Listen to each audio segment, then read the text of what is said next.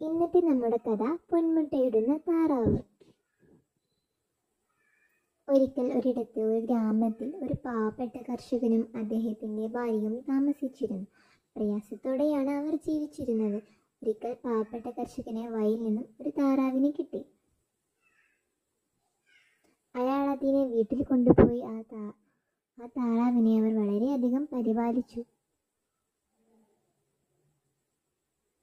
അതിനുള്ള സ്നേഹം കൊണ്ട് അവർ അതിനെ വളർത്താൻ തീരുമാനിക്കുകയും ചെയ്തു. അങ്ങനെ ഒരു ദിവസം താറാവ് മുട്ടയിടാൻ തുടങ്ങി. അതിൽ അവർ വളരെ സന്തോഷിച്ചു.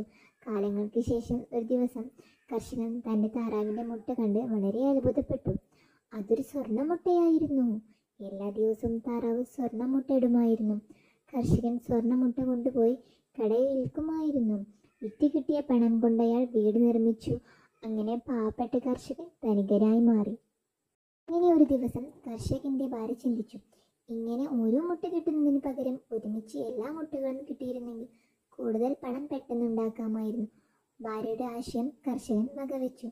താറാവിന്റെ വയർ കീറിയാൽ അതിൽ കുറേ സ്വർണ്ണ മുട്ടകൾ ഉണ്ടാകുമെന്ന് വിചാരിച്ച് ആ താറാവിനെ അവർ കൊന്നു. താറാവിന്റെ വയർ കണ്ടവർ ഞെട്ടി. അതിനകത്ത് സ്വർണ്ണമുട്ടകളൊന്നും ഉണ്ടായിരുന്നില്ല. പാവം താറാവ് രക്തം വാർന്നു മരിക്കുകയും ചെയ്തു.